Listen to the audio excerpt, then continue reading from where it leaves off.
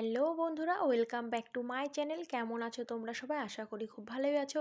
আর আজকের ভিডিওটা যে যেখান থেকে দেখছো তোমরা সবাই সুস্থ আছো। যাই হোক, দেখতেই পাচ্ছ সকাল সকাল ঘুম থেকে উঠে আমাদের সবারই একই ধরনেরই কাজ থাকে প্রত্যেকটা দিন।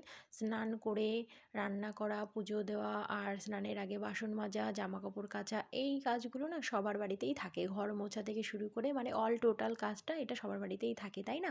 খেতে হলে তো রান্না করতে হবে, রান্না করলে বাসনপত্রও হবে, তাই না? সেগুলো তো মাজতেই হবে।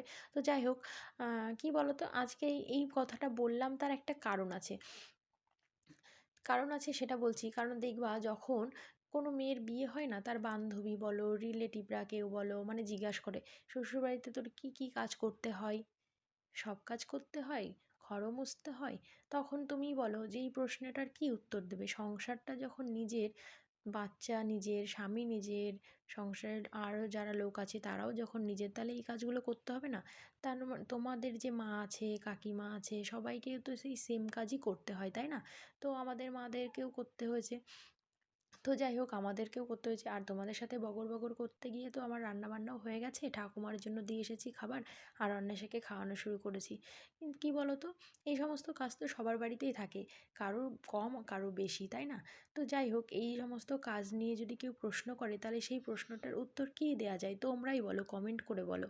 আর দেখো, সন্ধ্যা হয়ে গেছে, সন্ধ্যাবেলা চলে এসেছি সন্ধ্যাবাতি দিয়ে। আর মা বলছিল যে অনেকগুলো ছানা রয়েছে, তো সেই ছানাগুলোকে কি করা যায়? আমি বললাম ছানাগুলো কেটে চিনি দিয়ে খাওয়া যাবে সবাই। বললো না, আজকে কটা মিষ্টি বানাই, ভীষণ ইচ্ছা হচ্ছে, কখনো তো বানাইনি, আজকে একটু বানিয়ে ট্রাই করেই দেখা যাক কী হয়। তো সব কিছু তো শিখতে হবে আস্তে আস্তে, তাই না?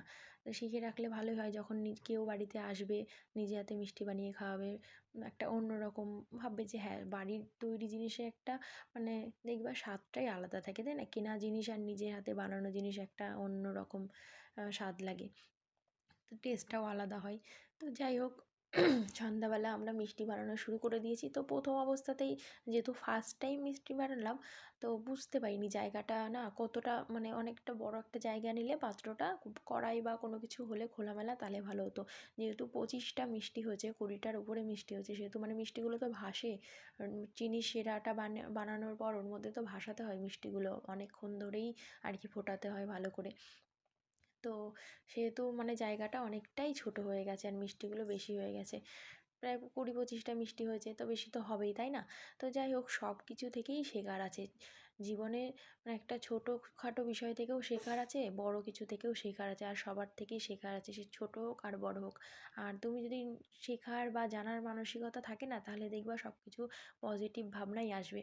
আর সব থেকে বড় কথা না, মিষ্টিগুলো বানানোর পরে প্রায় ভেঙেই গেছিলো বেশিরভাগটা, কারণ হয়তো ছানার মধ্যে জল থেকে গেছিলো, তার জন্য কিছু একটা ফল্ট, মানে অনেকগুলো ছোটো ছোটো কারণের জন্যই আর কি এরকমটা হয়েছে। তো যাই হোক, ফার্স্ট টাইম বানাতে গিয়ে তো এই ভুলগুলো হবেই, তাই না? তো 2-3 বার বানানোর পর যখন তোমার অভ্যাস হয়ে যাবে, আর কিছুই হবে না। তো আজকের মতো এই পর্যন্ত, দেখা